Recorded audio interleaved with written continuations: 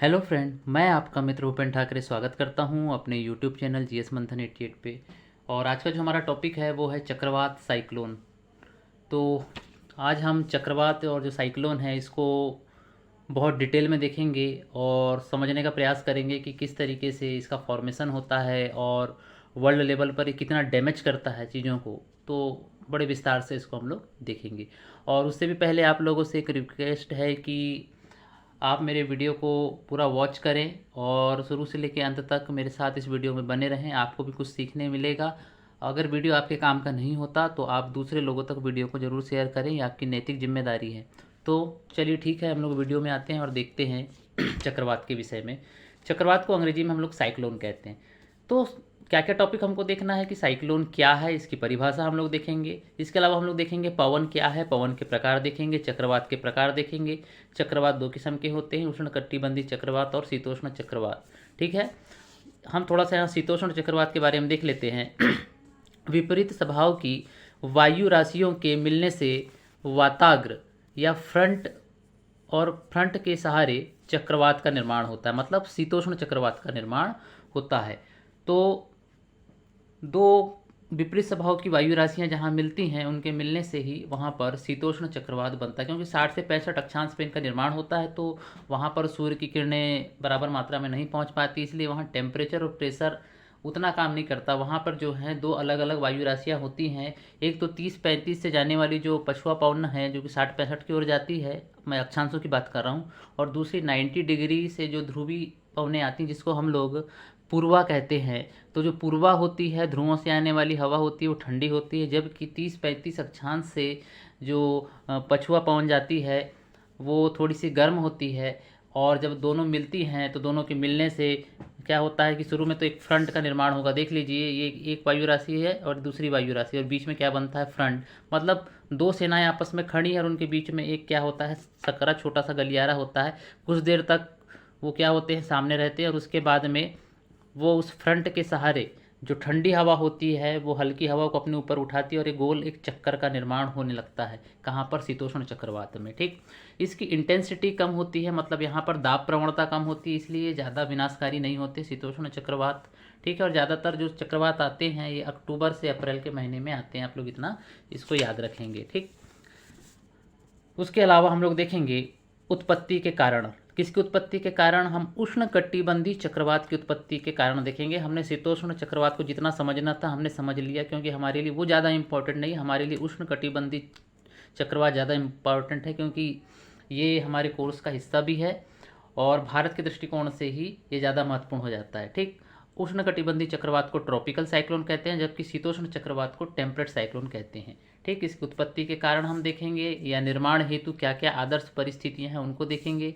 इसके अलावा हम उष्णकटिबंधीय चक्रवात की विशेषता देखेंगे, इसकी क्रियाविधि देखेंगे, इनके क्षेत्रीय नाम देखेंगे, नामकरण की पद्धति देखेंगे, भारत में चक्रवात देखेंगे, नियंत्रण के उपाय देखेंगे, और प्रमुख चक्रवातों के नामकरण भी हम लोग विस्तार से देखेंगे। अब हम लोग यहाँ देख लेते हैं चक्रवात क्या है, इसकी परिभाषा। पहला पॉइंट, चक्रधनवात। ठीक है, तो चक्र यानी होता है चक्री रास्ता या घुमावदार रास्ता, और वात यानी होता है वायु। तो वायु का चक्करदार रास्ते में घूमना और ऊपर उठना तथा आगे की ओर बढ़ना क्या कहलाता है, चक्रवात कहलाता है। तो आपने देखा होंगे गाँव में अक्सर करके कि माटी आया बोलते हैं, एक माटी का ऐसा गोल सा बवंडर आता है जिसको बाउंडर भी हम लोग कहते हैं। और कई लोग बोलते हैं कि अगर उसमें आप चले जाओगे तो उसमें भूत है, वो आपको पकड़ लेगा, इस तरीके की लोग बात करते हैं, है ना। तो वो गांव में होता है माटिया, जिसको हम लोग कहते हैं, एक छोटा रूप होता है। लेकिन यही माटिया, यही जब बवंडर जब तूफान में मतलब समुद्र में आता है तो हम उसको चक्रवात कहते हैं। ठीक है, तो साइक्लोन ग्रीक शब्दावली साइक्लोस से बना है, जिसका शाब्दिक अर्थ है सांप की कुंडली। मतलब सांप की कुंडली के माफिक ये काम करता है। माफिक, मैं भी थोड़ा सा बीड़ू वीड़ू टाइप का हो गया हूँ मैं, है ना, वैसे ही मैं पढ़ा रही हूँ आप लोगों को। गांव में बवंडर क्या कहते हैं, इसको गांव में बवंडर या माठिया कहते हैं, क्योंकि ये स्थल में बनता है, तथा बवंडर का बड़ा तथा भयानक रूप चक्रवात है, जो कि समुद्रों में या महासागरों में ये उत्पन्न होते हैं। ठीक है, गांव में बवंडर कहते हैं क्योंकि ये आपने देखे होंगे गर्मी के दिन में अक्सर करके क्या होता है कि माटी का एक गोल सा माटिया आता है, वो बहुत ऊंचाई तक ऊपर गोल गोल घूमता और आगे बढ़ता है ना, तो वो माटिया है, छोटा सा है बवंडर, जिसको हम लोग गाँव की भाषा में कह लेते हैं, माटिया कहते हैं। ठीक, अब परिभाषा हम लोग देख लेते हैं चक्रवात की। यह पवनों का चक्रीय तंत्र होता है जिसमें केंद्र में लो प्रेशर या निम्न दाब होता है और इसके चारों ओर क्रमशः बढ़ते हुए निम्न दाब के रिंग, जिसको हम लोग समदाब छल्ले कहते हैं, वो होते हैं, और सबसे बाहर हाई प्रेशर या उच्च दाब होता है। थोड़ा सा इसको आप समझ लीजिए, सेंटर में क्या होगा, लो प्रेशर होगा, और इसके बाहर पे क्या होगा, हाई प्रेशर। जैसे जैसे आप बाहर जाते जाओगे हाई प्रेशर इस तरीके से प्रेशर क्या होगा, बढ़ता चला जाएगा। तो लो प्रेशर कहाँ होगा, एकदम सेंटर में होगा, और जहाँ ये सेंटर होगा इसको हम चक्रवात की आंख कहते हैं। माँ की आंख नहीं, इसको चक्रवात की आंख कहते हैं। ठीक है, माँ की आंख कहीं और होती है, ये चक्रवात की आंख जिसको चक्षु कहते हैं, है ना। आगे हम लोग इसको विस्तार से हम लोग देखेंगे। इसके बाद हम लोग थोड़ा सा और देख लेते हैं, पूरा चक्रवात को एकदम खोल खोल के हम लोग पढ़ेंगे ताकि हमारे दिमाग में चक्रवात को लेकर कोई कन्फ्यूज़न ना हो। ये देख लीजिए, ये विषुवत रेखा है, या इसको हम लोग 0 डिग्री लाइन भी कहते हैं, हमने कई बार ग्लोब में देखा है इसको, है ना। तो यहाँ पर क्या होता है, लो प्रेशर होता है, और इस लो प्रेशर के आप लोग चारों ओर देखिए। लो प्रेशर क्या होगा, मतलब जब जहाँ लो प्रेशर होगा वहाँ पर हवाएं ऊपर उड़ जाएंगी, उसको भरने के लिए आजू बाजू की जो है हवाएं क्या होगी, चक्करदार रूप से उसके आजू बाजू घूमना शुरू कर देंगी। ठीक है, तो उत्तरी गोलार्ध में देख लीजिए, उत्तरी गोलार्ध में जो चक्रवात की दिशा होती है वो होती है एंटी क्लॉकवाइज। क्या होती है वो, एंटी क्लॉकवाइज होती है, मतलब घड़ी की सुई की विपरीत दिशा में। और पृथ्वी कैसे घूमती है, क्लॉकवाइज घूमती है, घड़ी की दिशा में घूमती है। मतलब किधर से किधर घूमती है हमारी पृथ्वी, पश्चिम से पूर्व की ओर घूमती है, जबकि जो साइक्लोन होते हैं उत्तरी गोलार्ध के, ये विपरीत दिशा में घूमते हैं। ठीक है, और यहाँ पर देख लीजिए दक्षिणी गोलार्ध में इनकी दिशा जो है वो क्लॉकवाइज होती है, मतलब घड़ी की सुई की दिशा में होती है, मतलब ये पश्चिम से पूरब की ओर घूमते हैं। ठीक है, यहाँ लिखा हुआ है उत्तरी गोलार्ध में एंटी क्लॉकवाइज होते हैं ये, है ना, मतलब पूर्व से पश्चिम घूमते हैं, इसको वामावर्त भी कहते हैं। दक्षिणी गोलार्ध में यही जो चक्रवात होते हैं इनकी दिशा क्लॉकवाइज होती है, जिसको दक्षिणावर्त कहते हैं। दक्षिणावर्त का मतलब पश्चिम से पूर्व, और पृथ्वी भी कैसे घूमती है, पश्चिम से पूर्व ही घूमती है। इस चीज़ को आप लोग याद रखेंगे। अब थोड़ा सा यहाँ इसको भी हम लोग देख लेते हैं कि ये आपका 0 डिग्री लाइन दिख रही है, और यहाँ से जो 30-35 के जो अक्षांश हैं ऊपर नॉर्थ में, और 30-35 का जो अक्षांश है नीचे साउथ में, यहाँ पर आपको चक्रवात नज़र आएंगे ज़्यादा। ठीक है, कौन से चक्रवात, ये उष्णकटिबंधीय चक्रवात होते हैं, क्योंकि 30-35 और नॉर्थ और 30-35 साउथ, ये पूरा जो क्षेत्र है ये उष्णकटिबंधीय क्षेत्र कहलाता है। ठीक है, और ITCZ के सहारे पूरा क्षेत्र कवर हो जाता है, इसलिए पूरा क्षेत्र गर्म होता है। 30-35 नॉर्थ और 30-35 साउथ, ये पूरा क्षेत्र गर्म माना जाता है, उष्णकटिबंधीय माना जाता है। ठीक है, इसको उष्णकटिबंधीय हम लोग पेटी भी कहते हैं। लेकिन जिससे जैसे जैसे हम लोग ऊपर जाएंगे, यहाँ पर इस 60-65 की जो पेटी है इसको हम लोग शीतोष्ण कटिबंधीय पेटी भी कहते हैं। ठीक है, मतलब यहाँ पर जो 60-65 में जो चक्रवात आएंगे वो टेम्परेट साइक्लोन आएंगे, मतलब शीतोष्ण चक्र, मतलब हाँ शीतोष्ण चक्रवात आएंगे, जबकि यहाँ पर जो आएंगे उष्ण कटिबंधीय चक्रवात आएंगे 30-35 में। इतना आप लोग याद रख लीजिए। और ये 90 है ऊपर और नीचे, 90 मतलब पोल, ऊपर भी पोल है और नीचे भी पोल है। पोल मतलब होता है ध्रुव। अब यहाँ पर हम लोग थोड़ा सा समझ लेते हैं, ये यहाँ सेंटर है और सेंटर में रहता है हमेशा लो प्रेशर। ठीक, और चारों तरफ से इस लो प्रेशर को भरने के लिए क्या होती हैं, हवाएं आती हैं, और हवाएं किधर से आएंगी, हमेशा हाई प्रेशर से लो प्रेशर की ओर चलेंगी। ठीक, अब आगे चल के क्या होगा कि ये हवाएं दक्षिणी गोलार्ध में, या सॉरी उत्तरी गोलार्ध में हवाओं का दाहिने ओर मुड़ना। तो ये हवाएं क्या होंगी, जैसे इधर से आई तो अपने दाहिने ओर मुड़ी, इधर से आई तो अपने दाहिने ओर, इधर से आई तो अपने दाहिने ओर, इधर से आई तो अपने दाहिने ओर। तो इस तरीके से इस तरीके से घूमना शुरू कर देंगे। ये घड़ी की सुई की विपरीत दिशा में उत्तरी गोलार्ध में चक्रवात घूमा करते हैं। ठीक है, और चक्रवात समुद्र में बनते हैं। लेकिन जब चक्रवात समुद्र में नहीं बनते तो हमारे गांव की भाषा में अगर वो स्थल में बन रहे हैं तो हम उसको माटिया या बवंडर भी कहते हैं। ठीक है ना, क्योंकि हम ठहरे गाँवठी आदमी। फिर हम लोग देख लेते हैं दक्षिणी गोलार्ध में, तो यहाँ भी वही हो रहा है कि लो प्रेशर बना, यहाँ से ये इधर से ये हाई प्रेशर से चारों तरफ से हवाएं आ रही हैं। तो अब ये अपने मार्ग से किधर भटकेंगी, दक्षिणी गोलार्ध में अपने बाएं ओर हो जाएंगे। अगर आप ऊपर से आ रहे हो तो क्या होगा, अपने बाएं ओर ये मुड़ने का प्रयास करेंगी। किधर मुड़ने का प्रयास करेंगी? ये अपने बाहिने ओर मुड़ने का प्रयास करेंगी। तो ये इधर मुड़ गई, ये इधर मुड़ गई, ये इधर मुड़ गई और ये इधर मुड़ गया। तो इस तरीके से ये इनकी दिशा कैसी हो जाएगी?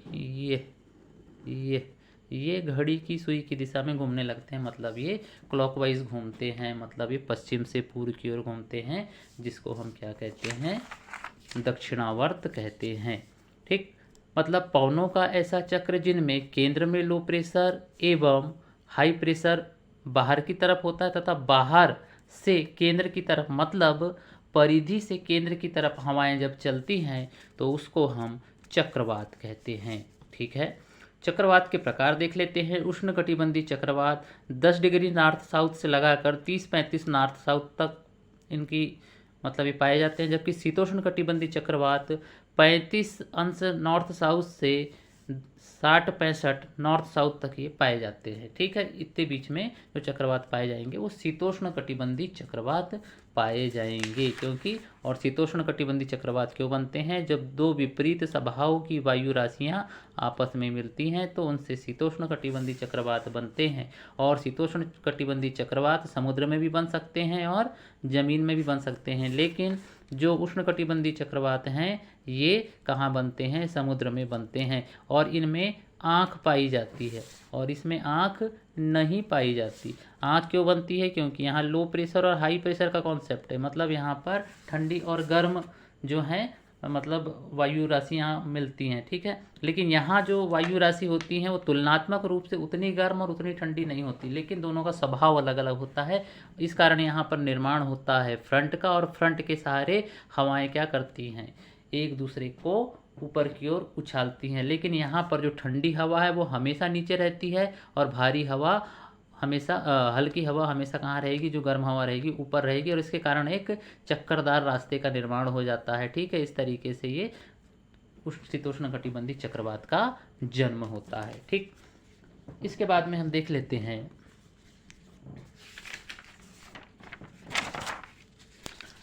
थोड़ा सा हम देख लेते हैं पवन के बारे में। पवन या विंड किसे कहते हैं? हवाओं का एक स्थान से दूसरे स्थान तक क्षैतिज रूप से गमन होना पवन कहलाता है। इसके प्रकार होते हैं।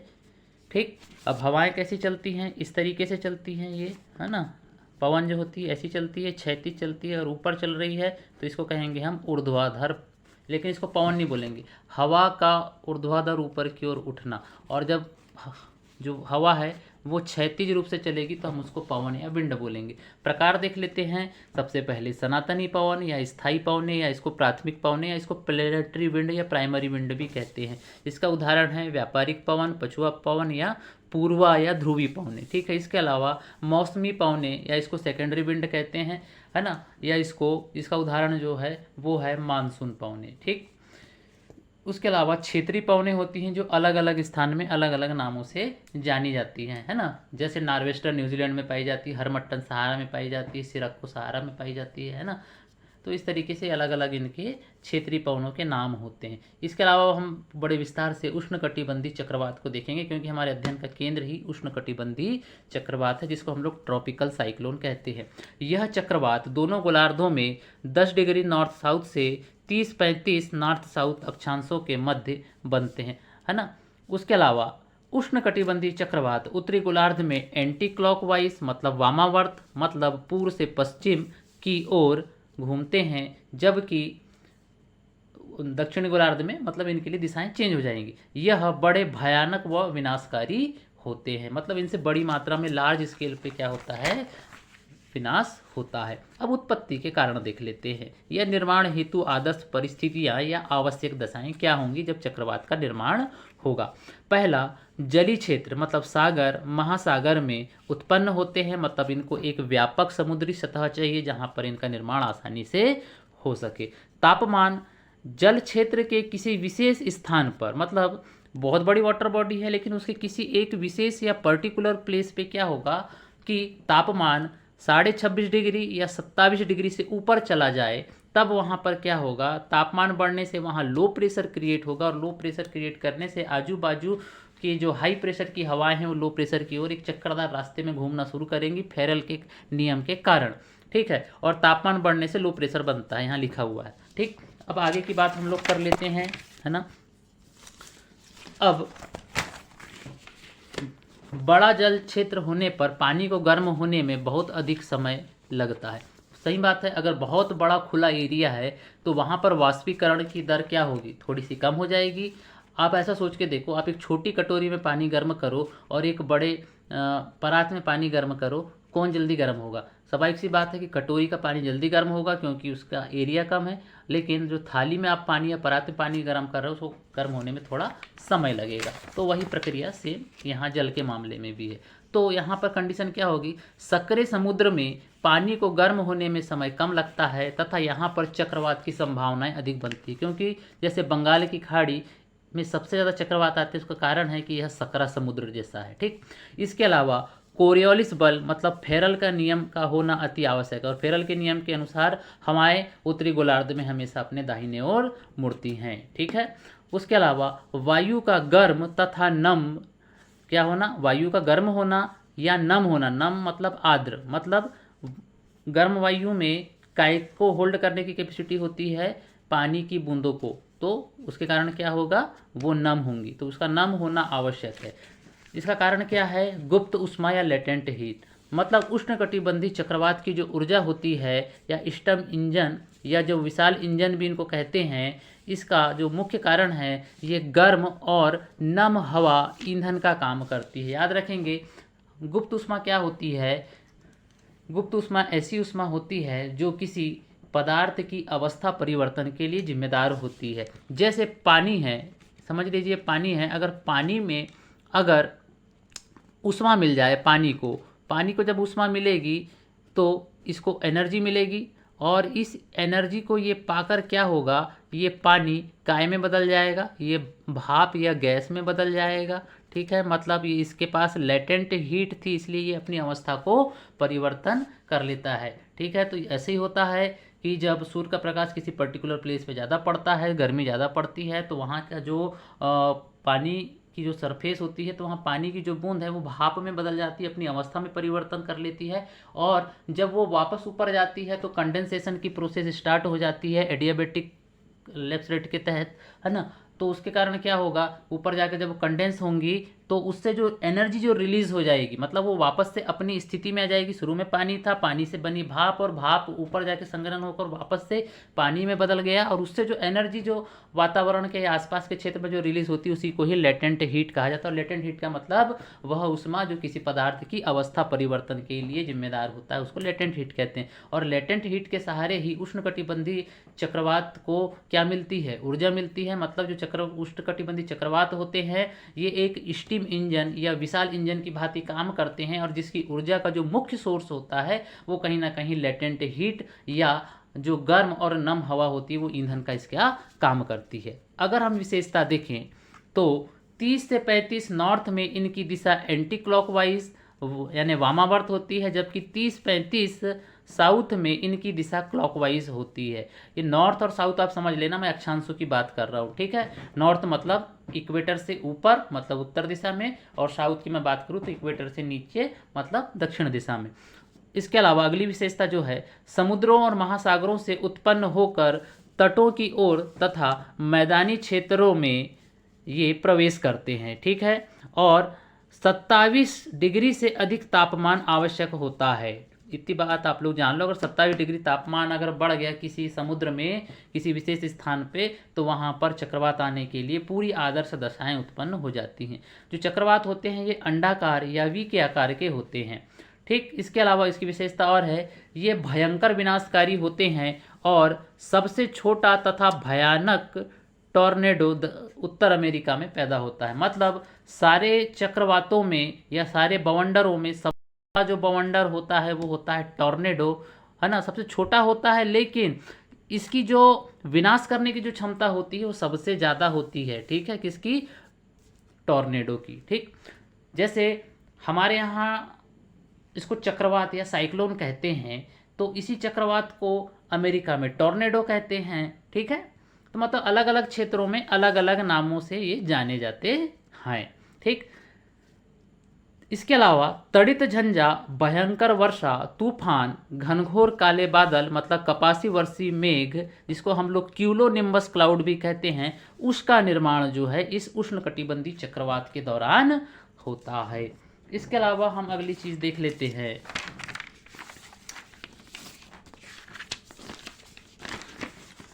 अगली विशेषता, तटों की ओर भारी तबाही होती है। जैसे जैसे ये जो चक्रवात है समुद्र से तट की ओर आगे बढ़ते हैं, किनारों की ओर आगे बढ़ते हैं, तो किनारों या तटों की ओर भयंकर नुकसान या तबाही करते हैं। चक्रवात की गति का कारण कोरियोलिस बल है। अब आपने देखिए कि चक्रवात एक जगह तो ऐसा नहीं घूमता, वो घूमते घूमते घूमते आगे बढ़ता है, ठीक है। मान लो चक्रवात यहाँ है, घूमते घूमते घूमते तो कभी यहाँ आ जाएगा, फिर आगे बढ़ जाएगा। तो ये आगे की ओर फ्लो क्यों करता है? क्योंकि इसको कोरियोलिस बल जो है आगे की ओर धकेलता है, ठीक।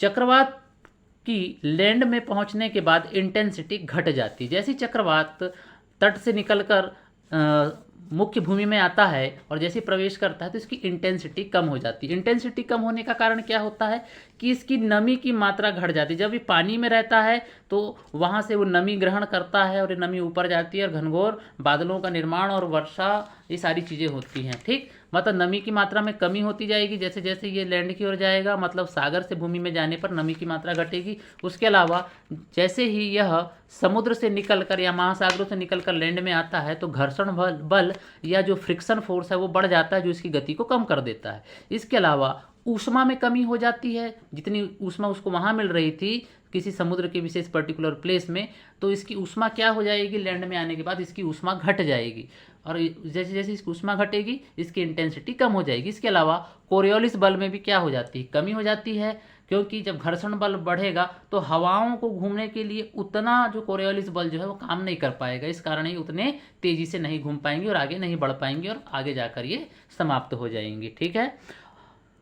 असल में क्या होता है, जो जिस किसी पर्टिकुलर प्लेस में समुद्र में या महासागरों में जो चक्रवात आने के लिए जो स्थिति होती है उसमें एक ये भी रहता है कि 50 मीटर गहराई तक पानी का गर्म होना जरूरी है। पहली चीज़ 27 डिग्री टेम्परेचर होना या उससे ज़्यादा होना और 50 किलोमीटर की गहराई तक का पानी का गर्म होना, ये सारी शर्तों को अगर फुलफिल कर रही है, कोरियोलिस बल भी अगर मिल गया उसमें, तो ये सारी चीज़ें मिलके जो हैं काय के लिए निर्माण करेंगे, चक्रवात का निर्माण करने के लिए एक आदर्श स्थिति को जन्म देंगे। अब इसकी क्रियाविधि या मैकेनिज्म या इसके पूरे सिस्टम को समझते हैं कि ये कैसे काम करता है। देख लीजिए, मैंने यहाँ टॉर्नेडो बनाया हुआ है, या इसको मैंने चक्रवात कह लीजिए, टॉर्नेडो कह लीजिए, जो कहना कह लीजिए, लेकिन बेसिकली ये चक्रवात है, ठीक है। टॉर्नेडो के बनने की स्थिति थोड़ी सी चक्रवात से अलग होती है, क्योंकि जो टॉर्नेडो है वो आसमान से धरती पे प्रवेश करता है, जबकि ये समुद्र से मुख्य भूमि की ओर प्रवेश करते हैं चक्रवात, ठीक है। तो यहाँ पर देख लीजिए, समुद्र में किसी विशेष स्थान में क्या हो गया, 27 डिग्री से ज़्यादा टेम्परेचर क्रिएट हुआ तो यहाँ पर लो प्रेशर हुआ। लो प्रेशर हुआ तो यहाँ की हवाएं क्या होंगी, गर्म हो जाएंगी। हवाएं गर्म होंगी तो अपने साथ में पानी की बूंदों को ऊपर लेके जाएंगी, मतलब वाष्पीकरण होगा, और वाष्पीकरण होगा तो ये हवाएं ऊपर जाकर आजू बाजू क्या करेंगी, बादलों का निर्माण करेंगी। और किस तरीके के बादल बनेंगे, कपास वर्षी मेघ या क्यूलोनिम्बस क्लाउड का निर्माण ये करेंगे। तो लगातार ये जो सप्लाई है पानी से भाप बनने की, ये सप्लाई ऊपर चलती रहेगी, बादलों का निर्माण होता रहेगा, कंडेंसेशन चलता रहेगा। उसके बाद में ये हवाएं जो होंगी, यहाँ से जो हवाएं ऊपर गई हैं ये फैल के थोड़ी क्या होंगी, नीचे उतरेंगी, और नीचे उतरती हवा एडियाबैटिक प्रोसेस के थ्रू फिर गर्म हो जाएगी, और गर्म होगी तो क्या होगा, वापस से ये हवाएं इस दिशा की ओर चलेंगी। तो यहाँ पर एक पूरे चक्र का निर्माण हो जाएगा। एक्चुअल में क्या होता है कि किसी विशेष स्थान पे जब लो प्रेशर बनता है तो आजू बाजू की जो हवाएं हैं वो इस पर्टिकुलर प्लेस को भरने के लिए आती है, लेकिन चूंकि समुद्र का ये थोड़ा हिस्सा जो है यहाँ गर्म होता है, इधर भी जो गर्म है हल्का हिस्सा, जब यहाँ से हवाएं गुजरती हैं तो हवाएं गर्म हो जाती हैं, और जब हवाएं गर्म होती हैं तो ऊपर से गुजरते गुजरते ये समुद्र के जल को अपने साथ ले जा लेती हैं, मतलब भाप को ले जाती है, और भाप को ले जाकर वो इस सिस्टम से जुड़ जाती हैं और ऊपर जाती हैं, और ये प्रक्रिया लगातार चलती रहती है, और ये जो सप्लाई है लगातार चलती रहती है। और यहाँ से नीचे से भाप का ऊपर जाना और ऊपर के बादलों से ठंडे पानी का नीचे आना, ये जब दोनों आपस में मिलते हैं तो इससे क्या उत्पन्न होता है, तड़ित पैदा होती है, बिजली पैदा होती है। अब ऐसा मान लीजिए ये जो भाप जा रही है, भाप तो गर्म है, लेकिन ऊपर से जो पानी आ रहा है ठंडा पानी है। अब आप ऐसे समझ लीजिए कि एक आपके पास में क्या है, तवा है। इस तवा को आप अच्छा रक्त तप्त कर दीजिए और इसमें छन से पानी मारिए तो आपको एकदम बहुत तेज़ी से छर्र की आवाज़ आएगी। हो यही सेम प्रक्रिया यहाँ होती है कि यहाँ से जो भाप है गर्म गर्म ये ऊपर जा रही है और ये वो बादलों से ठंडा पानी नीचे आ रहा है। जब ये दोनों आपस में मिलते हैं तो बहुत तेज़ी से चिंगारी उत्पन्न होती है और साथ ही साथ बहुत तेज़ी से जो है आवाज़ भी हमको सुनने को मिलती है, इन दोनों के घर्षण के कारण या मिलन के कारण। अब जहाँ पर लो प्रेशर क्रिएट हुआ है इसको हम चक्षु या आँख कहते हैं। क्या कहते हैं? चक्षु या आँख हम लोग कहते हैं। इस चीज़ को आप लोग याद रखेंगे। और पूरा एक जो है आपको ऊपर से लेके नीचे तक एक सिलेंडर नुमा संरचना दिखेगी जिसमें सेंटर में लो प्रेशर होगा और इस लो प्रेशर को भरने के लिए आजू बाजू की हवाएं आएंगी और एक चक्करदार रास्ते का ये अनुसरण करेंगी और अपने साथ में भाप ले जाएंगी और भाप ले जाके ऊपर बादलों का निर्माण करेंगी। यहाँ पे कपास वर्षी मेघ बनेंगे, फिर वर्षा होगी, हवा नीचे उतरेगी, वापस इधर आएगी, गर्म होगी, फिर ऊपर जाएगी। इस प्रकार से एक चक्र का यहाँ निर्माण होगा और ये एक बहुत बड़ा रूप धारण कर लेता है। ये है चक्रवात। देख लीजिए पूरा पिक्चर इसका। ये नीचे कुछ इस तरीके से नीचे सकरा हो रहा है और ऊपर जाकर ये फैल रहा है। तो इस तरीके और ये घूमते घूमते आगे की ओर बढ़ता है, आगे की ओर ये बढ़ने का प्रयास करता है। तो इस तरीके से आपको एक चीज़ें समझ में आई होंगी कि किस तरीके से इसका ये मैकेनिज्म है। ठीक, इसके अलावा हम लोग देख लेते हैं इस चक्रवात के विषय में। जो चक्षु या जो आँख होती है ये लो प्रेशर का केंद्र होती है। ठीक है, इसमें वर्षा नहीं होती। जो लो प्रेशर, ये जो चक्षु आपको दिख रहा है लो प्रेशर वाला, इस लो प्रेशर वाले चक्षु में क्या होती है,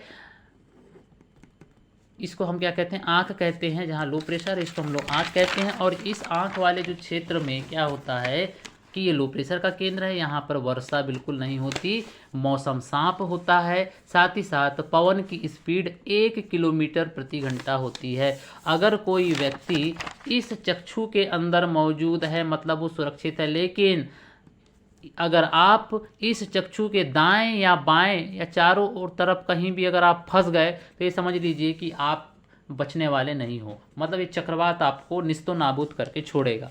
तो आप कहाँ सुरक्षित हो? चक्रवात की आंख के अंदर। भले ही आप माँ की आंख के अंदर सुरक्षित नहीं हो, लेकिन चक्रवात की आंख के अंदर आप सुरक्षित हो। ठीक है, मजाक कर रहा हूँ, माँ की आंख नहीं।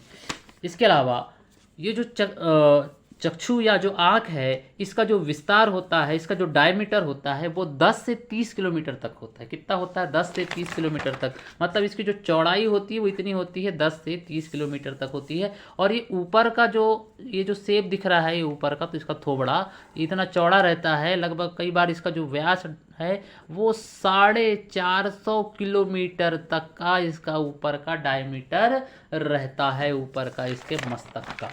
ठीक, इसके अलावा 10 से 15 किलोमीटर की ऊंचाई तक जो है चक्रवात पहुंच जाता है। मतलब वो समुद्र के तल से लगा के ऊपर ऊपर वो लगभग क्षोभ मंडल तक पहुंच जाता है। ठीक है, और क्षोभ मंडल की ऊंचाई कितनी है? क्षोभ मंडल की ऊंचाई है 18 किलोमीटर। ठीक, और लैंड में 100 से 300 किलोमीटर तक अंदर प्रवेश कर जाता है। कौन? चक्रवात। जो चक्रवात है पैदा कहाँ हुआ? कहाँ पर पैदा हुआ? चक्रवात कहाँ पैदा हो रहा है भाई? समुद्र या सागर में पैदा होगा ना जी। और वो जो निकलेगा तो कहाँ तक जाएगा? वो फिर लैंड में जैसे प्रवेश करेगा तो वो लैंड में भी 200-300 किलोमीटर तक वो अंदर घुस जाता है। ठीक है, और जहाँ तक घुसता है वो वहाँ तक फिर तबाही मचाता है और धीरे धीरे करके फिर वो समाप्त हो जाता है। मौसम पर प्रतिकूल प्रभाव पड़ता है। वर्षा, तूफान, ठंड, ओले आदि आपको देखने को मिलेंगे और ये कई किलोमीटर तक ये जो है पूरे मौसम को बर्बाद कर देता है। ठीक है, अब क्षेत्रीय नाम हम लोग देख लेते हैं चक्रवातों के। हिंद महासागर में इसको चक्रवात कहा जाता है, कैरिबियन सागर में इसको हरिकेन कहा जाता है, दक्षिणी चीन सागर में इसको टाइफून कहा जाता है।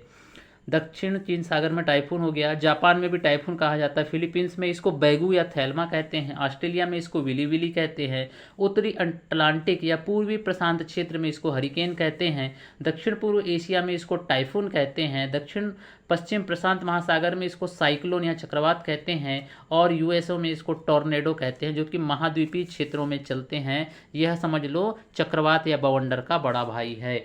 बड़ा भाई सिर्फ नुकसान करने की दृष्टि से, लेकिन संरचना की दृष्टि से छोटा होता है। ठीक है, टॉर्नेडो सबसे छोटे होते हैं। ठीक है, यहाँ लिखा हुआ भी सबसे प्रलयंकारी, सबसे भयावह होते हैं, कीप के आकार के होते हैं, इनका जन्म भूमि पर, ठीक है, और अंत भी इनका भूमि पर होता है। असल में इनका जो जन्म कहाँ पर होता है, भूमि पे।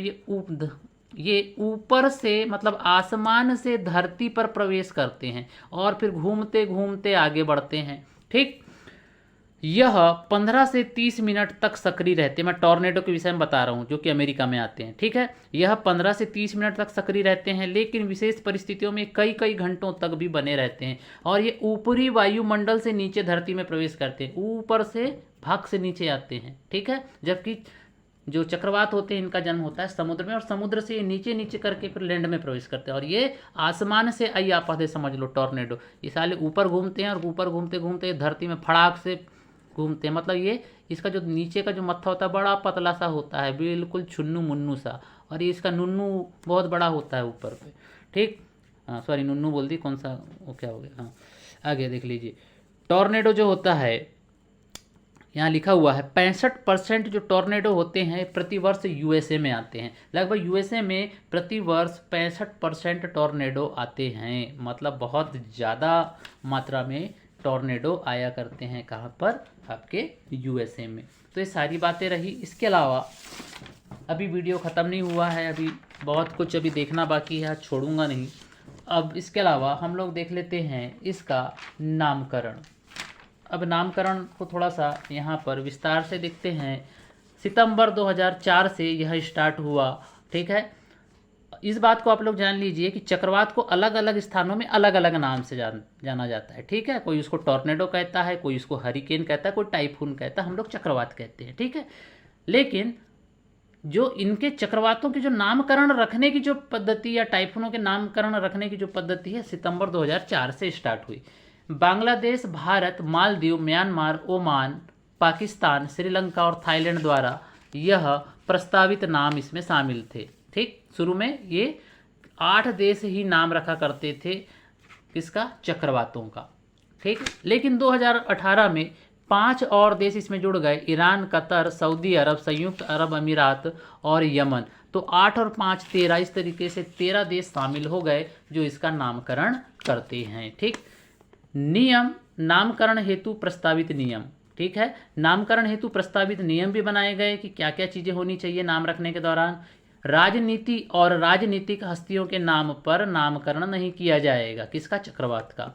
धार्मिक विश्वासों से तटस्थ होना चाहिए, मतलब धार्मिक विश्वासों पर भी इनको आधारित नहीं होना चाहिए। ठीक है, संस्कृतियों से भी तटस्थ होना चाहिए, मतलब किसी संस्कृति के नाम से रिलेटेड नहीं होना चाहिए, नहीं तो पता चले किसी की संस्कृति वालों को बुरा लग जाए कि यार हमारी संस्कृति को हनन करने के लिए चक्रवात का नाम रख दिए। लिंग से तटस्थ होना चाहिए, किसी के लिंग के आधार पर भी नाम नहीं होना चाहिए। समूह की भावनाओं को ठेस ना पहुंचाया जाए, ये भी हमको ध्यान रखना है नाम रखते समय। नाम बहुत कठोर या यानी एकदम क्रूर टाइप के नाम नहीं होना चाहिए, यानी एकदम उटपटांग नाम नहीं होना चाहिए। नहीं तो नाम रख दिए तूफान का, जालिम सिंह, खतरनाक सिंह, तो ये इस टाइप के भयानक या डरावने नाम नहीं होने, बच्चे डर जाएंगे। बच्चे वैसे शोले देख के गब्बर सिंह से डर गए थे, है ना। तो यहाँ पर बहुत कठोर और क्रूर स्वभाव का नाम नहीं होना चाहिए जी। छोटा उच्चारण और करने में आसानी होना चाहिए, मतलब छोटा उच्चारण हो ताकि उनको बोलने में आसानी हो, ऐसा हम लोग नाम रखें चक्रवात के। किसी भी सदस्य के लिए अपमानजनक ना हो। ठीक है, मतलब किसी को भी बुरा ना लगे कि मेरे नाम के ऊपर नाम रख दिए। एक बार तूफान आया था कैटरीना, तो हो सकता था कि कैटरीना नाराज़ हो जाती और बोलती कि मेरे नाम के ऊपर क्यों रखे, है ना, तो हो सकता था। अधिकतम लंबाई जो है 8 अक्षरों की होनी चाहिए। जो चक्रवातों के जो नाम रखते हैं उनकी अधिकतम जो लेंथ है वो 8 अक्षरों की होनी चाहिए। इसके अलावा नोट करके अलग बातें हमने यहाँ लिखी हुई हैं। भारत में अधिकतम चक्रवात बंगाल की खाड़ी में ITCZ के कारण भी आते हैं। ठीक है, इसमें ITCZ भी एक महत्वपूर्ण भूमिका निभाता है। ठीक, अरब सागर में चक्रवात नहीं आते थे, लेकिन जलवायु परिवर्तन के कारण चक्रवात की उत्पत्ति यहाँ होने लगी है। ठीक है। पहले अरब सागर में चक्रवात नहीं आते थे, लेकिन पिछले कुछ 4-5 सालों में देखने को आया है कि अरब सागर भी चक्रवात का केंद्र बनता जा रहा है। और चक्रवात की उत्पत्ति के लिए सबसे ज़रूरी है कि समुद्र के किसी विशेष हिस्से में लो प्रेशर, मतलब लो प्रेशर का क्रिएट होना, मतलब वहाँ पर हाई टेम्परेचर रहा होगा तभी लो प्रेशर बना होगा। और कितना टेम्परेचर हो जाना चाहिए, 50 मीटर गहराई तक के पानी का टेम्परेचर अगर 27 डिग्री से ज़्यादा हो गया तो वहाँ स्थितियाँ बन जाएंगी चक्रवात की। ठीक है, इस बात को आप लोग याद रखेंगे। इसके अलावा हम लोग देख लेते हैं वर्ष 2024 का पहला चक्रवात रेमल, जिसको हम लोग पहला प्री मानसून चक्रवात भी कह रहे हैं, इसकी उत्पत्ति का केंद्र है बंगाल की खाड़ी। इसका नामकरण किया है ओमान ने और प्रभावित क्षेत्र हैं उत्तरी उड़ीसा, मिजोरम और दक्षिणी मणिपुर। रविवार 26 मई 2024 को बंगाल की खाड़ी मतलब पूर्वी तट से टकराया। ठीक है, कुल मिला के इतनी बातें रही। ये लेटेस्ट चक्रवात है जो अभी आया है हाल फिलहाल में, और भारत में आया ये पहला चक्रवात है इस साल का 2024 का। ठीक, हिंद महासागर क्षेत्र में प्रतिवर्ष 60-70 चक्रवात प्रणालियां आती हैं, मतलब 60 से 70 चक्रवात मौजूद होते हैं और आते हैं, प्रतिवर्ष की बात है। नामकरणकर्ता कौन है पूरे विश्व स्तर पे, जो है विश्व मौसम विभाग। ठीक है, वर्ल्ड मेट्रोलॉजिकल डिपार्टमेंट, जिसका हेड ऑफिस है जेनेवा। इसकी जो 6 रीजनल संस्थाएं हैं, रीजनल स्पेशल मेट्रोलॉजिकल साइंस, और इसमें एक संस्था है हमारे भारत की, यानी मतलब भारत का मौसम विज्ञान भी इसके 6 रीजनल क्षेत्रों में शामिल है। इसके 6 रीजनल क्षेत्र हैं जिसमें हमारा भारत का IMD भी शामिल है। ठीक, और इस क्षेत्र में मौजूद सभी देश बारी बारी से नामकरण करते हैं, याद रखेंगे। मतलब जो हिंद महासागर क्षेत्र है उसमें जो नामकरण करेंगे वो हिंद महासागर क्षेत्र के देश बारी बारी से नामकरण करेंगे। और वो सबसे पहले नाम किसको सुझाएंगे, IMD को, क्योंकि IMD इन सबका मुखिया है। मतलब भारतीय मौसम विभाग इन सारे मौसम विभागों का मुखिया है। सारे जो देश हैं आजू बाजू के उन सब का मुखिया कौन है, भारत का मौसम विभाग। ये भारत का मौसम विभाग किसमें शामिल है, WMD के 6 रीजनल में शामिल है, 6 रीजन में ये शामिल है। और ये फिर अपने 6 रीजन के जाके बताएगा कि भैया इस देश ने ये नाम बोला है तो हम इसको रखें कि नहीं। लेकिन इसको फाइनल स्वीकृति कौन प्रदान करेगा, फाइनल स्वीकृति प्रदान करेगा WMD, मतलब वर्ल्ड मेट्रोलॉजिकल डिपार्टमेंट, विश्व मौसम विभाग। इसको देखेगा कि वास्तविक में क्या नाम रखा जाना चाहिए। मतलब WMD के अंतर्गत ये क्षेत्रीय विशेष मौसम विज्ञान केंद्र हैं जिसके 6 रीजन हैं। 6 रीजन के अंतर्गत जो है भारत का IMD शामिल है, और IMD उस क्षेत्र में जितने भी अलग अलग देशों के जो मौसम विज्ञान हैं, विभाग हैं, उन सब का वो हेड है। और वो किसको अपनी नाम सुझाएंगे, IMD को, मतलब भारतीय मौसम विज्ञान को। भारतीय मौसम विज्ञान इन 6 रीजन के डिपार्ट को देगा, और ये 6 रीजन वाले किसको देंगे, WMD को देंगे। और WMD फाइनल उसको डिसाइड करेगा कि क्या ये नाम रखना उचित है या नहीं है। डिसाइड कौन करेगा, WMD डिसाइड करेगा। ठीक है, IMD डिसाइड नहीं करेगा। IMD जो है उस स्थान के लिए सर्टिफाइड कर देगा कि हाँ ये नाम आपने ठीक रखे हो, लेकिन हम फाइनल स्वीकृति किससे मांगेंगे, हमारे माई बाप WMD से हम मांगेंगे। ठीक, अब प्रमुख चक्रवात जो कि भारत में आए। अब भारत में हम लोग देख लेते हैं चक्रवात जो कि MPPSC का हिस्सा है। भारत में चक्रवात देख लेते हैं। तो पहला पॉइंट है, भारत की भौगोलिक स्थिति इसे उष्णकटिबंधीय चक्रवात के लिए और भी अधिक सुभेद्य बनाती है। भारत का पूर्वी तट विशेष रूप से चक्रवात के प्रभावों के उच्च जोखिम वाले क्षेत्र में शामिल है। तो याद रखेंगे, भारत की जो भौगोलिक स्थिति है वो उष्णकटिबंधीय चक्रवात के बनने के लिए, क्योंकि भारत की स्थिति क्या है, 8 अंश 4 मिनट उत्तरी अक्षांश से 37 अंश 6 मिनट उत्तरी अक्षांश, मतलब भारत पूर्ण रूप से उत्तरी गोलार्ध में शामिल है। और ये भारत एक उष्णकटिबंधीय देश है, इसलिए भारत में सबसे ज़्यादा उष्णकटिबंधीय चक्रवात ही आते हैं। और ज़्यादातर चक्रवात बंगाल की खाड़ी में होते हैं, क्योंकि बंगाल की खाड़ी में लो प्रेशर बनता है, मतलब निम्न दाब का क्षेत्र बन जाता है। इसके कारण जो है भारत की जो भौगोलिक स्थिति, इस कारण जो है भारत जो है एक सुभेद्य बन जाता है। सुभेद्य का मतलब होता है कि जिस चीज़ को बड़े आसानी से भेदा जा सकता है, मतलब आसानी से यहाँ पर चक्रवात आते हैं और चक्रवात बड़ी मात्रा में भारत को नुकसान पहुँचाते हैं, क्योंकि बंगाल की खाड़ी का जो चक्रवात आते हैं उसका असर लगभग पूरे भारत देश में देखने को मिलता है। लेकिन ज़्यादातर जो नुकसान होता है वो बंगाल की खाड़ी से जितने भी जो देश सटे हुए हैं, मतलब जितने भी राज्य सटे हुए हैं, वहाँ पर सबसे ज़्यादा नुकसान देखने को मिलता है। ठीक है।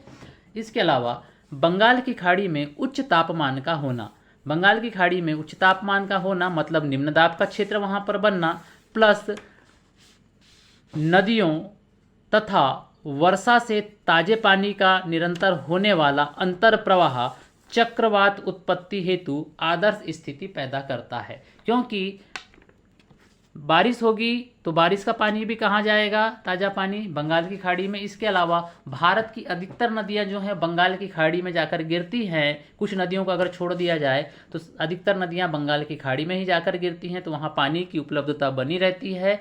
तो इस तरीके से जो बंगाल की खाड़ी है, इन सारी स्थितियों के कारण वहाँ चक्रवात को जन्म देने के लिए एकदम सही स्थिति वहाँ बन जाती है। ठीक है। भारत में चक्रवात है तो सबसे ज़्यादा बंगाल की खाड़ी में है सबसे ज़्यादा चक्रवात, क्योंकि वो सकरा भी है, छोटा भी है और सारी ये कंडीशन को फुलफिल भी करता है। उसके अलावा उत्तर पश्चिम प्रशांत क्षेत्र में टाइफून, मतलब जापान में उत्तर पश्चिम प्रशांत क्षेत्र मतलब जापान में इसको टाइफून कहा जाता है, का शेष रह गया प्रभाव दक्षिण चीन सागर से होते हुए हिंद महासागर में पहुंच जाता है। सोचो, उत्तर पश्चिम प्रशांत क्षेत्र का जो टाइफून है वो टाइफून जो है कहाँ प्रवेश करता है, दक्षिण चीन सागर में, और दक्षिण चीन सागर से होते हुए ये मामा गांव घूम जाता है और उसका मामा गांव है हिंद महासागर, और हिंद महासागर में जैसे ही प्रवेश करता है और वो बंगाल की खाड़ी में घुस जाता है और दे धमाधम साले को चक्रवात बन जाता है वहाँ पे। ठीक। इसके अलावा यह तटीय जीवन प्लस वातावरण पर विनाशकारी प्रभाव डालता है, जैसा कि फणी चक्रवात 2019 में आया, तितली चक्रवात 2018 में आया, फैलिन चक्रवात 2013 में आया और हुदहुद चक्रवात 2014 में आया, के दौरान अपार जनधन की हानि देखने को मिली। तो मतलब ये अलग अलग चक्रवातों के नाम हैं और अलग अलग टाइम पीरियड में आए हैं और इनसे अपार मात्रा में जन और धन की हानि हुई है। प्रभाव हम लोग देख लेते हैं चक्रवात से। चक्रवात से तटीय क्षेत्रों पर जन धन की अपार हानि तथा संपत्ति का नुकसान होता है। सही बात है, बहुत सारे चीज़ों को नुकसान पहुंचता है ना, बहुत सारी हमको आर्थिक नुकसान होता है। बिजली के बड़े बड़े पोल नष्ट हो जाते हैं, रेलवे लाइन उखड़ जाती हैं, पानी अंदर तक घुस जाता है, मतलब बहुत बड़ी मात्रा में नुकसान करते हैं। मछुआरों की आजीविका का नुकसान होता है। बेचारे मछुआरे तट के किनारे जाकर क्या पकड़ते हैं, मछली पकड़ते हैं और मछली को बेचकर अपनी जीविका चलाते हैं। लेकिन जब चक्रवात आता है तो सबसे पहले मछुआरों को हिदायत दी जाती है, अरे तुम लोग यहाँ से निकलो, तुमको जिंदा रहना है तो या तो किधर घुसो, तट से समुद्र की ओर घुसो, या तो फिर तट को छोड़ के किसी सुरक्षित स्थान पर चले जाओ। तो उनको भागना पड़ता है, पहले जान बचाओ, उसके बाद में फिर रोजगार का साधन ढूंढेंगे। उसके अलावा पर्यटन उद्योग पर भी नकारात्मक प्रभाव पड़ता है, क्योंकि बहुत सारे सैलानी जो हैं हमारे देश में इन तटों पर घूमने आते हैं, लेकिन जैसे ही उनको पता चलता है कि चक्रवात आने वाला है वो दे भगाई भगते हैं वहाँ से। ठीक है, तो अपनी जान बचाना है, तो मतलब पर्यटन विभाग पर भी इसका नकारात्मक प्रभाव पड़ता है। इसके अलावा समुद्री पक्षियों और जीवों को नुकसान होता है। जो समुद्री पक्षी होते हैं और वहाँ के जीव होते हैं उन पर भी क्या होता है, इसका नकारात्मक प्रभाव पड़ता है। चिल्का झील जो कि भारत का सबसे बड़ा तटीय लैगून है, बड़ी संख्या में प्रवासी पक्षियों का आवास है। ठीक है, बहुत सारे प्रवासी पक्षी यहाँ आते हैं, है ना, और ये जो प्रवासी पक्षी आते हैं अगर इनके इस चक्रवात के अगर चपेट में आ गए तो क्या होगा, ये भी नष्ट हो जाएंगे। और कुल मिला के यह जो क्षेत्र है ये हाई काय का क्षेत्र बन जाता है, जोखिम का क्षेत्र बन जाता है। मतलब हाई जोखिम को क्या बोलते हैं हम लोग अंग्रेजी में, रिस्क, और क्षेत्र को हम क्या बोलेंगे, जोन। हाई रिस्क जोन, उच्च जोखिम क्षेत्र।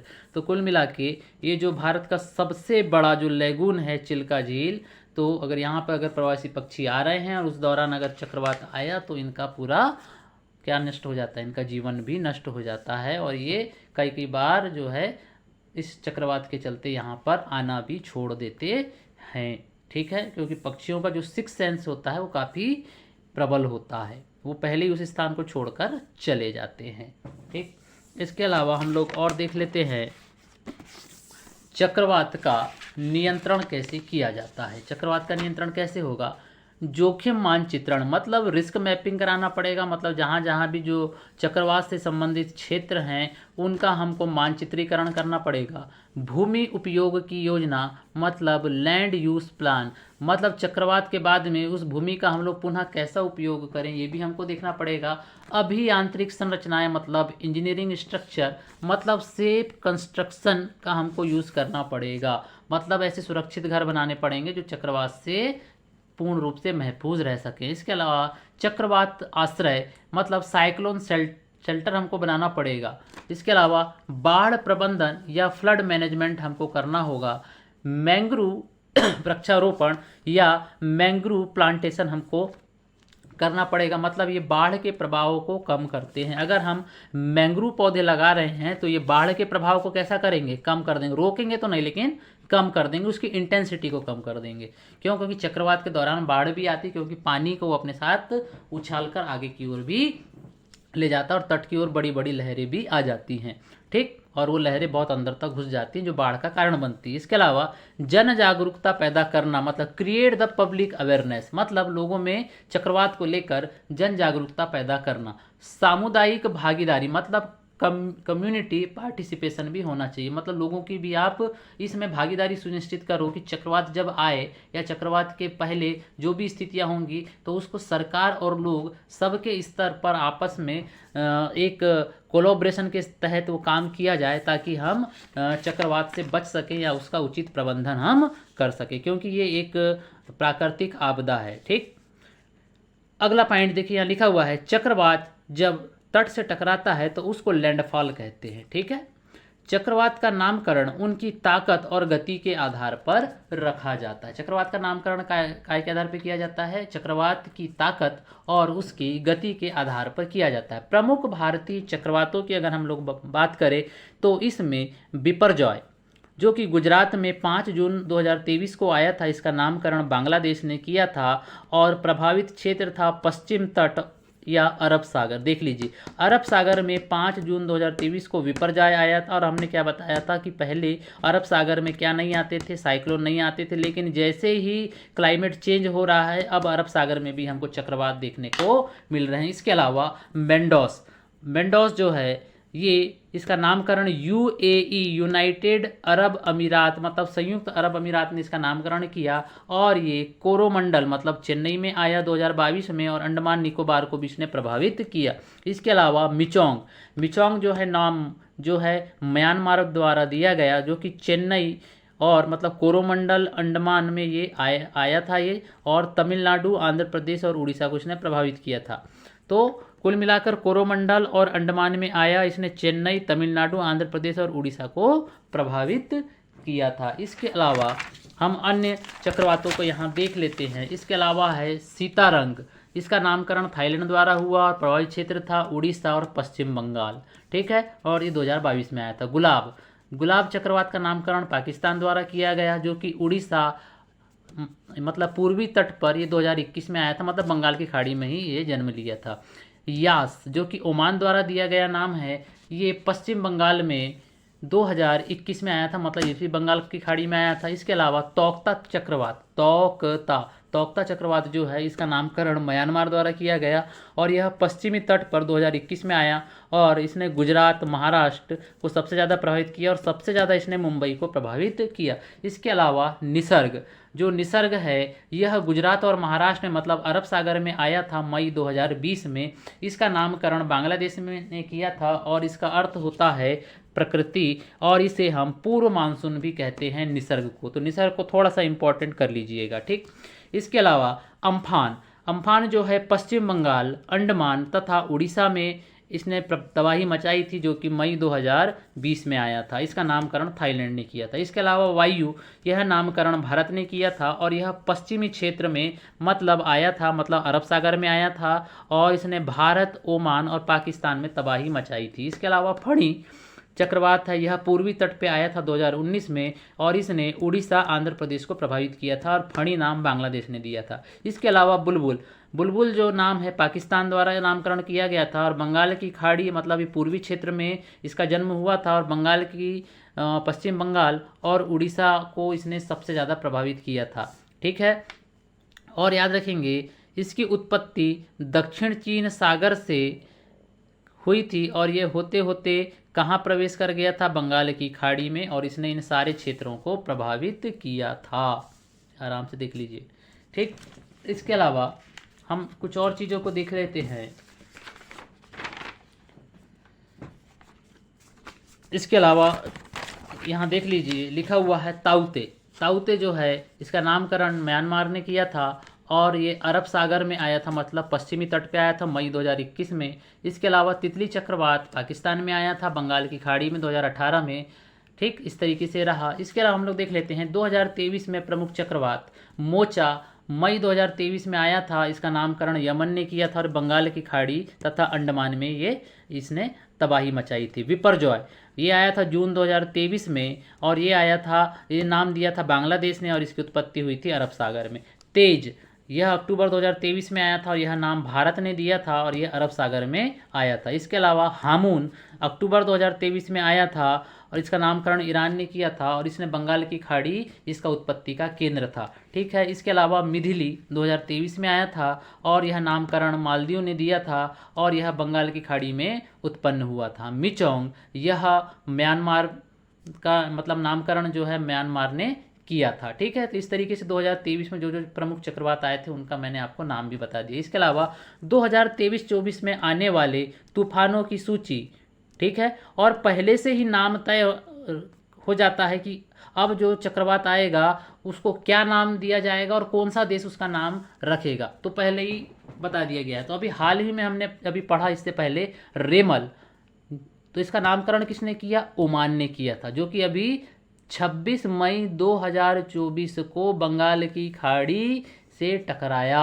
मतलब बंगाल की खाड़ी में इसका जन्म हुआ और बंगाल की खाड़ी से ये आगे बढ़ते बढ़ते भारत के पूर्वी तट से ये टकराया। ठीक, इसके अलावा जो अगला जो चक्रवात आएगा उसका नाम रखा जाएगा असना और ये नाम रखेगा पाकिस्तान, मतलब पाकिस्तान पहली नाम रख चुका है। याना जो नाम जो दिया जाएगा ये कतर के द्वारा दिया जाएगा। फेंगल यह नाम सऊदी अरब द्वारा दिया जाएगा। शक्ति यह नाम श्रीलंका द्वारा दिया जाएगा। फिर यहाँ लिखा है मोथा यह नाम म्यांमार द्वारा दिया जाएगा। इसके अलावा सेन्यार यह नाम यूएई द्वारा दिया जाएगा। इसके अलावा डिटवा यह नाम यमन के द्वारा दिया जाएगा। इसके अलावा हम लोग देख लेते हैं अन्य चक्रवात। अन्य चक्रवात में हम लोग देख लेते हैं यहाँ पर यहाँ लिखा है नेवार, जो कि 2020 में आया था, ईरान ने इसका नामकरण किया था और यह तमिलनाडु और पुडुचेरी पर इसने प्रभाव डाला था। इसके अलावा शाहीन जो कि 2021 में आया था, यह नाम कतर ने दिया था और यह ओमान और ईरान पर बहुत ज़्यादा इसने प्रभाव डाला था। इसके अलावा बत्सीराई 2022 में आया था, नामकरणकर्ता मॉरिशस था, प्रभावित क्षेत्र मेडागास्कर था और उत्पन्न हुआ था यह हिंद महासागर में। इसके अलावा गैब्रियल जो कि फरवरी 2023 में आया और इसने न्यूजीलैंड को प्रभावित किया था और इसका नामकरण करने वाला था मौसम विज्ञान ब्यूरो। किसने नामकरण किया था, मौसम विज्ञान ब्यूरो। और याद रखिएगा जब गैब्रियल आया था तो पूरे न्यूजीलैंड में आपातकाल की स्थिति लागू हो गई थी और पूरा न्यूजीलैंड लगभग इससे बहुत ज़्यादा प्रभावित हो चुका था। और याद रखेंगे न्यूजीलैंड में वैसे जनरली चक्रवात नहीं आते हैं, पूरे वर्ष में 1 या 2 चक्रवात बड़ी मुश्किल से आते हैं, लेकिन ये गैब्रियल आया तो इसने बहुत बड़े मात्रा में इसको प्रभावित किया था। इसके अलावा असानी आया था मई 2023 में और इसका नामकरण करने वाला था श्रीलंका और केंद्र इसका बना बंगाल की खाड़ी। जवाद जो कि दिसंबर 2021 में आया, नामकरण करता सऊदी अरब और इसका क्षेत्र बंगाल की खाड़ी।